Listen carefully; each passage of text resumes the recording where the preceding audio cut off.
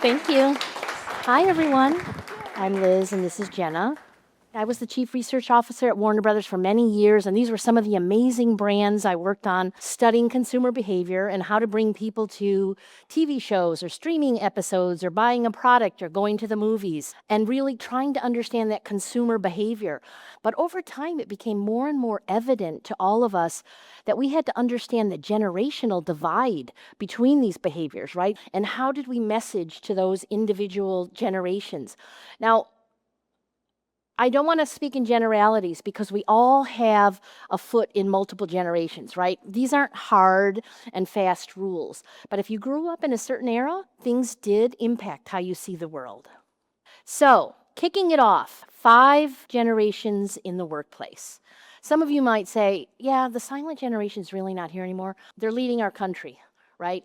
Many of the policies that are impacting all of us today are being driven by that silent generation. Then the boomers. The boomers continue to remain the leaders of our organizations today. Gen Xers are that generation that has been somewhat sandwiched in between boomers and millennials, sometimes actually forgotten in a way, right? Millennial, my millennial colleague here, she'll represent, and then Gen Z. Many of you have Gen Z children and or colleagues who are in the workplace today. So, looking at the different generations in the workplace, what I think is really interesting is that when you actually look at the breakdown based off of generations, the largest chunk is millennials and Gen Z. So, 60% of our workforce is that younger generation, but 11% are boomers, and that 11% is actually responsible for 90% of the decisions that are happening at the company. And going back to what Lisa was talking about with the perception box, I think that really when it comes down to the generation in the workplace, I don't know if it's kind of the crux of it all, is really everyone comes in with those preconceived notions and their own perception box. And so it's about understanding that, being able to decode it so that there can be some level playing ground amongst this whole wheel of workers. And really opening up those communication styles, right, Jenna? Exactly. Understanding that we all communicate a little differently. So, this is just a quick cheat sheet to help us understand what shaped us. So, boomers, they really grew up in that Watergate era, right? They also were that yuppie era, gutting it out. Status was everything. Fight your way to the top. If you didn't come in Sunday, don't come in Monday. All of those tropes, like some of those were true, some not, but that was the culture. And then, as I mentioned, Gen X was sort of sandwiched between these two larger generations in terms of population size. They're the first latchkey kids. I was that kid. Moms went to work, right? So they came home to an empty house. They made their mac and cheese and watched TV and let themselves in. So this led to that sense of independence, of not wanting to be micromanaged. They were that cable generation, right? MTV, that's what they turned on when they came home. And then we get to the millennials. And again, with what shaped them and really kind of helped them form their perception box, it's interesting because the millennials, a lot of people will think, oh, they all got a trophy.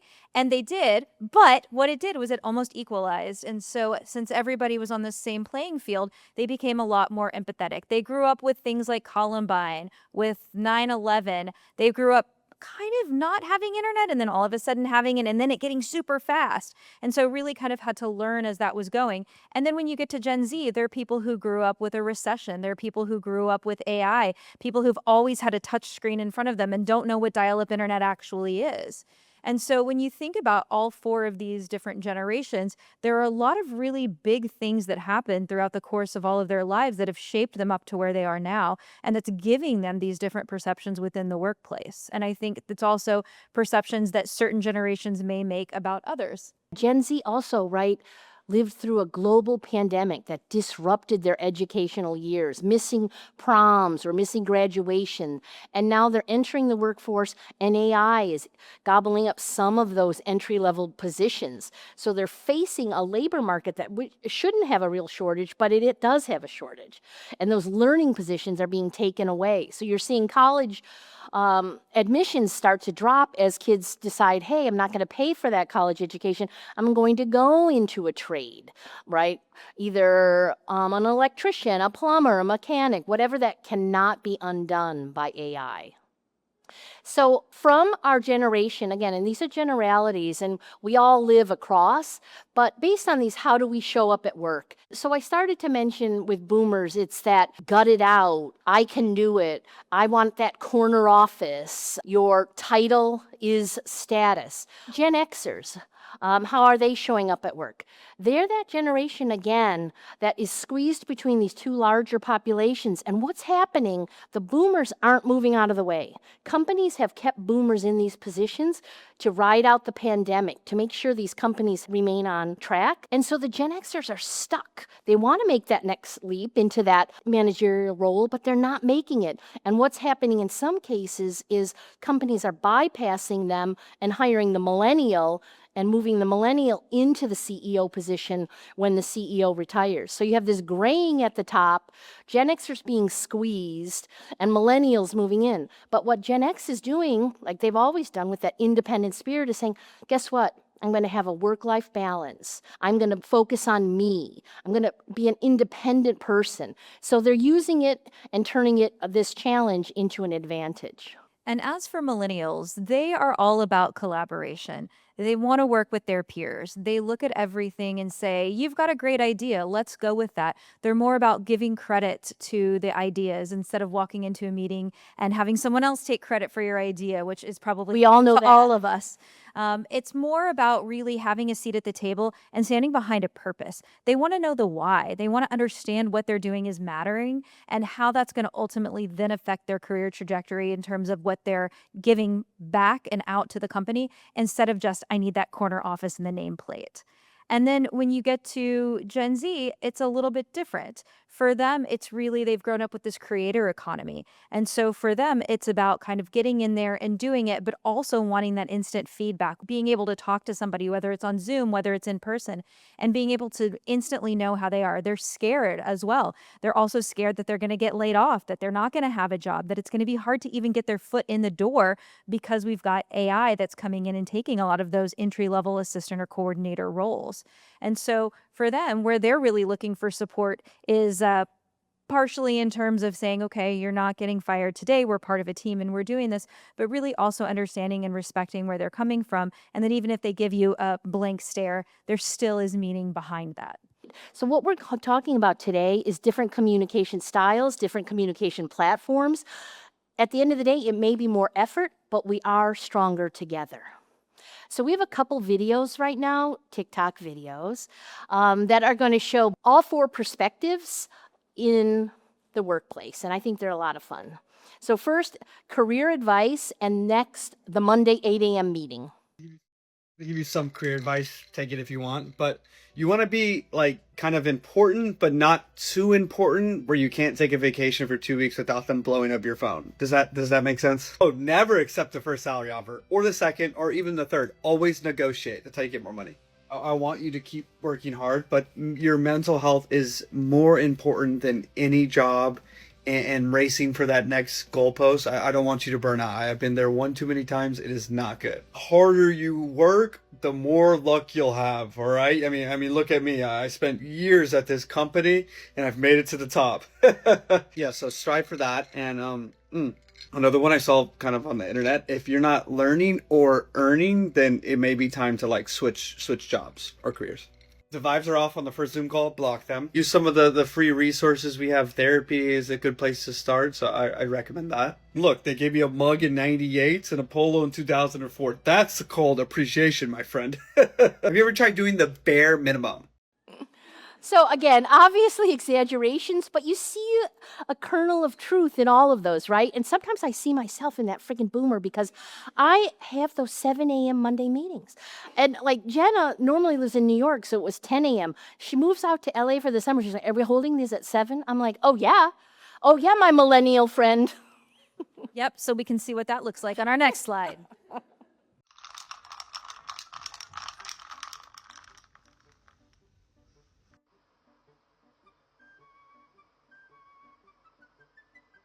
Who the fuck puts a call at 8 a.m. on a Monday?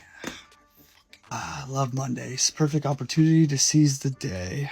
What time is it? That's how you do it. Let's go ahead and join that one.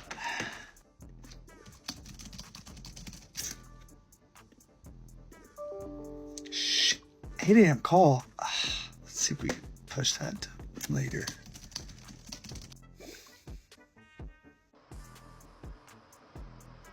Happy Monday. Got my cup of Joe here, so I'm ready to go. But how was your weekend? Good to move this to later or okay with canceling? Hello. How's it going? No worries. Yeah, glad we could find the time. So yeah, what did you want to go over? Back to some tunes.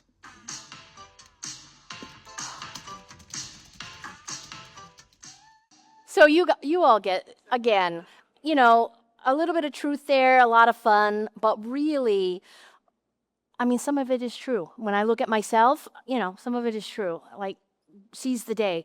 Let's put it all into perspective. What are we all worrying about? Because we have different worries based on where we are in our life. Boomers, that loss of relevancy in the workplace, that the lack of understanding of new technology is erasing their value.